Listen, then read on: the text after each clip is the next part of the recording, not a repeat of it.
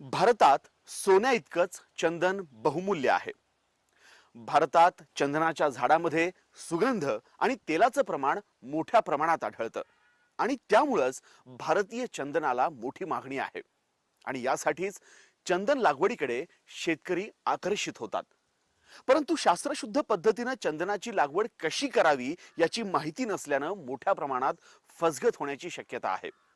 आणि त्यामुळेच आज आपण चंदनाची लागवड शास्त्रशुद्ध पद्धतीने कशी करायची याची माहिती जाणून घेण्यासाठी थेट जाणार आहोत बंगळुरू इथल्या institute of wood and science टेक्नॉलॉजीचे शास्त्रज्ञ डॉक्टर सॅम विश्वनाथ यांच्याकडे.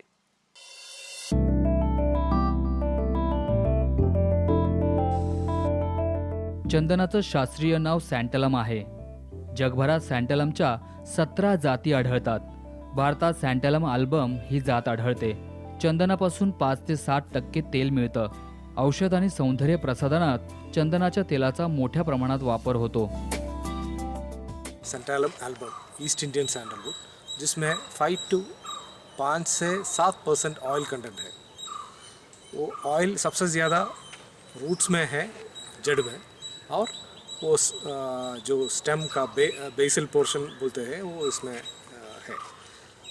और ये चंदन का कीमती क्योंकि इतना ज़्यादा दुनिया में है, क्योंकि वो फार्मास्यूटिकल इंडस्ट्री में और कॉस्मेटिक्स में इसमें बहुत ज़्यादा इस्तेमाल होता है. स्पेशली जो यूरोप में है और मिडिल ईस्ट में जो सबसे कीमती वाला जो परफ्यूम्स है वो इसमें चंदन ही है. चंदनाची झाडे नैसर्गिकरित्या कर्नाटक, तामिळनाडू आणि केरळच्या जंगलात मोठ्या प्रमाणात आढळतात.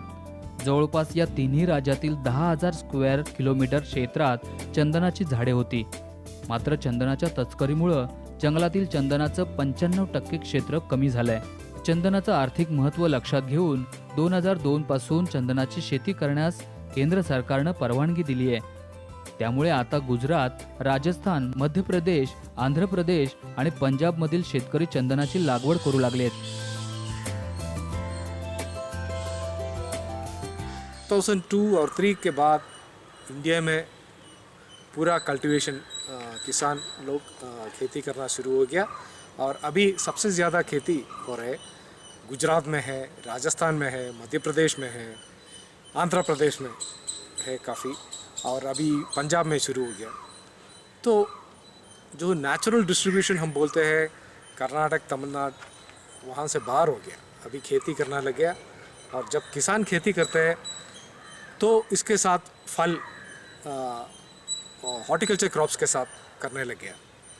पहले तो वो फॉरेस्ट जब फॉरेस्ट डिपार्टमेंट उसका नर्सरी रेस करते हैं, उसमें चंदन के साथ एक सेकेंडरी होस्ट जो बोलते हैं वो फॉरेस्ट क्रॉप्स था. आजकल वो बदल गया. वो किसान जब खेती करते हैं जो हॉर्टिकल्चर क्रॉप्स आने लग गया. और चंदन ये है वो हेमी पैरासाइट बोलते हैं.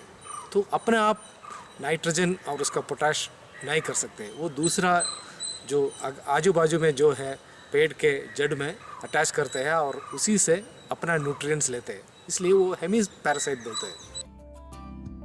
महाराष्ट्रातही चंदन लागवडीसाठी वातावरण पोषक आहे.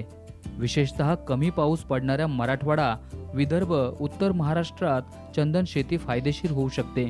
चंदनासाठी जास्त पाण्याची गरज नाही. चंदनाची लागवड पाण्याचा निचरा होणाऱ्या कोणत्याही जमिनीत करता येऊ शकते. डाळिंब, आवळा, आंबा, सीताफळ, लिंबूच्या बागेत चंदनाची लागवड फायदेशीर आहे. 6 बाय 3 मीटर अंतरावर चंदनाची लागवड केल्यास 1 हेक्टरमध्ये 555 रोपं लागतात. चंदनाची झाडं स्वतःचे अन्न तयार करत नसल्यानं चंदनासोबत आवळा, डाळिंब, सीताफळ लावणं गरजेचं आहे. चंदन ऐसे पेड़ है वो सेमी एरिड रीजन्स में अच्छा आता है. ड्राई एरियाज में इसमें ज़्यादा पानी इरिगेशन की ज़रूरत नहीं है. नेचुरली for 500 millimeter rainfall से even up to only 1600 millimeter rainfall जहाँ उस तरह का एरियाज़ में अच्छा आता है. Basically dry regions. तो और किसी भी प्रकार की सॉइल में आते हैं. रेड सॉइल में आते हैं, ब्लैक सॉइल, काला वो ब्लैक कॉटन सॉइल बोलते हैं, वहाँ भी अच्छा आता है. बिल्कुल नहीं होना चाहिए. वो जो पिट्स वो उसमें लगाते हैं 60 क्यूबिक सेंटीमीटर पिट्स या 75 सेंटीमीटर पिट्स वो क्यूबिक मीटर क्यूबिक सेंटीमीटर पिट्स, वो अच्छा है। और इसका स्पेसिंग नॉर्मली हम लगाते हैं, जब प्योर प्लांटेशन लगाना है तो हम 4x4 मीटर हम कर सकते हैं। 4x4 मीटर मेरे ख्याल से अराउंड 750 प्लांट्स पर हेक्टर वो आता है।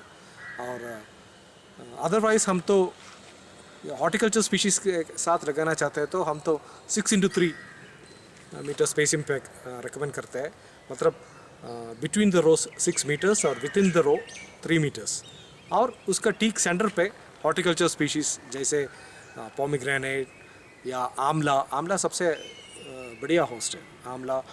और ये ग्राफ्टेड मैंगो और क्या सीताफल और सिट्रस भी होस्ट अच्छा है इनिशियल ईयर्स के लिए, वो बहुत बढ़िया है। तो इस तरह का हॉर्टिकल्चर स्पीशीज़ इस्तेमाल करता है ये वाला स्पेसिंग पे। तो 6x3 में करीब 555 प्लांट्स पर हेक्टर डेंसिटी में आपको मिल जाएगा। चंदनाच्या झाडावर रोग आणि किडींचा मोठा प्रादुर्भाव होत नाही, तसंच फारशा रासायनिक खतांचीही गरज भासत नाही। सुरुवातीच्या काळात चंदनाच्या रोपांना 2 दिवसाआड फक्त 2 लिटर पाण्याची गरज भासते। जहाँ पानी का कमी है 1-2 साल आप तो ड्रिप इरिगेशन कर सकते हैं, और 2 liters once in 2 days, that would be very अच्छा ऑप्टिमम रिक्वायरमेंट होगा। जब आप हॉर्टिकल्चर स्पीशीज़ के लिए आपको इन ड्रिप लगाते समय चंदन के लिए भी लगा लो, वो 2-3 साल उसका फ़ायदा होगा, वो सर्वाइवल के लिए अच्छा रहेगा। और इसके अलावा चंदन के लिए हम तो मल्टी न्यूट्रिएंट स्प्रे डाल सकते हैं। स्प्रेइंग वंस इन 20 days या महीने में एक बार उसको कर सकते हैं। फोलियर स्प्रे NPK वो भी करना चाहिए, तो उसका ग्रोथ के लिए उसका फ़ायदा होगा। और दूसरा फिर इसके बाद 2-3 साल के बाद वो सेकेंडरी होस्ट आप लगाएंगे, तो उस समय वो उसका जड़ सेकेंडरी होस्ट का जड़ के साथ वो उसका कनेक्शन एस्टेब्लिश हो सकते हैं थ्रू राइस हॉस्टोरियल कनेक्शन बोलते हैं। तो सेकेंडरी होस्ट से उसका पूरा जो है रिक्वायरमेंट, न्यूट्रिएंट रिक्वायरमेंट पूरा उसी से लेते हैं। एग्रीकल्चर क्रॉप्स के साथ, ये फॉरेस्ट के ट्रीज़ के साथ और ये हॉर्टिकल्चर स्पीशीज़ के साथ, ऐसे तीनों का कॉम्बिनेशन चंदन के साथ पॉसिबल है। ये सबसे बड़ा फ़ायदा है चंदन कल्टिवेशन के लिए। चंदन शेती फायदेशीर आहे। 1 किलो चंदनापासून 20,000 रुपयांपर्यंत उत्पन्न मिळतं। तसंच 15 वर्षांच्या झाडापासून मिळणारं तेल यालाही मोठी किंमत असते। त्यामुळे चंदनाची लागवड केल्यानंतर बागेत चोरी होऊ नये यासाठी इलेक्ट्रिक कुंपण करणं गरजेचं आहे। तसंच बागेत मोठ्या प्रमाणात कुत्रेही पाळावे लागतात। चंदन शेती खर्चिक असल्यानं छोट्या शेतकऱ्यांना परवडणार नाही। मात्र शेतकऱ्यांनी गट करून चंदनाची लागवड केल्यास चंदन शेती फायदेशीर ठरू शकते। चंदन आज के ज़माने में one of the costliest would है। तो sandal cultivation is very profitable. और एक पेड़ मिनिमम हम रेकमेंड करते हैं रोटेशन मोर 15 years और मोर। उसमें कम से कम अभी का प्रेजेंट वैल्यू है, रिटेल वैल्यू 1 kg सैंडलवुड कम से कम 20,000 रुपया है। यदि आपको वो ऑक्शन प्राइस आप देखोगे तो लास्ट पिछले साल का ऑक्शन प्राइस है सैंडल जो फॉरेस्ट डिपार्टमेंट ऑक्शन करते हैं, एवरेज प्राइस है 12,000 रुपीज़ पर kg। तो सोने जैसे हो गया। तो सोने तो आप ये सोचो, वो सोने आप बिल्कुल खुला आम से मतलब कल्टीवेशन कर रहे हैं बिना प्रोटेक्शन से, वो तो चोरी तो उसका पॉसिबिलिटीज़ बहुत ज़्यादा है। तो उसके लिए आपको आजकल अनफॉर्चुनेटली वो इंश्योरेंस पॉलिसीज़ वगैरह वो इवॉल्व हो रहे हैं। वो अभी बैंक्स थोड़ा स्कीम्स मतलब उसके बारे में वो सोच रहे हैं, मतलब डेफिनेट स्कीम्स अभी तक मेरे नॉलेज में नहीं है। ये इंश्योरेंस जैसे आपका हॉर्टिकल्चर क्रॉप्स में है ना, उस तरह का इंश्योरेंस चाहिए फर्स्ट गवर्नमेंट की तरह से। वो कोई स्कीम्स और बैंक्स शुड ऑल्सो उस तरह का स्कीम्स फ्लोट करना चाहिए। और आजकल जो किसान गुजरात वगैरह में कर रहे हैं, वो एक तो वो फेंसिंग करते हैं, बड़ा बार्बड वायर फेंसिंग और इलेक्ट्रिक फेंसिंग इस्तेमाल करते हैं। और ये डॉग्स, कुत्ते, फरोशियस डॉग्स आपको पालन करना पड़ेगा। तो ये दो तीन डिफरेंस है आजकल, लेकिन कुछ लोग ये भी है, आजकल इलेक्ट्रॉनिक का ज़माना है, इलेक्ट्रॉनिक एज का ज़माना है, तो रिमोट सर्वाइलेंस सिस्टम है, जैसे आपका होम सिक्योरिटी के लिए घर में आजकल अवेलेबल है वो रिमोट सर्वाइलेंस सिस्टम्स, और इस तरह के इंफ्रारेड टेक्निक वगैरह यूज़ करके जो इंट्रूडर्स को डिटेक्ट करते हैं हीट वेव से, तो इस तरह का टेक्नोलॉजीज आजकल है, अवेलेबल है। हवामान बदलाचा विपरीत परिणाम शेतीवर होतोय. हवामान बदलाच्या संकटाला चंदन शेतीचा पर्याय चांगला आहे. चंदन शेतीचा लागवड खर्च कमी आहे, पाणीही कमी लागतं. चंदनाच्या झाडांच्या संरक्षणाची सोय केल्यास चांगलं उत्पन्न मिळतं. महाराष्ट्रात फळबागा मोठ्या प्रमाणात आहेत. या फळबागेत चंदनाची लागवड केल्यास चांगलं उत्पन्न मिळतं. मात्र त्यासाठी चंदन शेती लागवडीचं प्रशिक्षण घेणं गरजेचं आहे. बंगळूर येथील institute of would science and technology शेतकऱ्यांना प्रशिक्षण देतं. शेतकऱ्यांनी प्रशिक्षण घेऊनच चंदनाची शेती केल्यास चंदन शेतीतले त्यांना खास खळगे कळू शकतील. की खेती में जो सबसे बड़ी समस्या है वो है बीज की समस्या. उन्नत किस्म के बीज मिलना बहुत ही मुश्किल है. जो बीज विक्रेता चंदन के बीज बेचते हैं उसकी विश्वसनीयता बहुत ही कम है. कैसे बीज से लिया गया है, उसको कब कलेक्ट किया गया है, वो अंकुर उसमें आएगा या नहीं आएगा, इसकी भी कोई गारंटी नहीं होती है. और इस क्षेत्र में पौधे उगाने की जो तकनीक है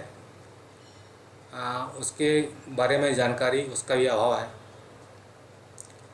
फिर कीड़े मकोड़ों से कैसे बचाया जाए इन पौधों को, इस जानकारी का भी अभाव है. तो इन सब अभावों की पूर्ति के लिए हमारा जो इंस्टीट्यूट है IWST, institute of would science and technology, जो कि मिनिस्ट्री ऑफ एनवायरनमेंट फॉरेस्ट के अंदर आता है और इसकी एक स्वायत्त संस्था है, पर बहुत सारे रिसर्च कर रही है. और किसानों को हेल्प करने के लिए हर एक साल 2 बार, फरवरी और मार्च के महीने में और सितंबर अक्टूबर के महीने में 2 ट्रेनिंग करवाती है, जिसमें कि किसान आ सकते हैं. किसान के अलावा और भी जिनको भी चंदन की खेती से मतलब है वो भी आते हैं और इसको अटेंड करते हैं. यदि इस ट्रेनिंग का डिमांड और भी ज़्यादा हो तो इस ट्रेनिंग को बढ़ा भी सकते हैं. 2 बार के बजाय 4 बार भी कर सकते हैं. और ये जो ट्रेनिंग है वो नर्सरी कैसे उगाते हैं चंदन का, फिर पौधे के उगाने की विधि, प्लांटेशन टेक्नोलॉजी, इसके बारे में विस्तार से इस ट्रेनिंग को करवाया जाता है. तो इस ढंग से IWST पिछले 10 साल से 2006 से लगातार ये ट्रेनिंग करवा रही है.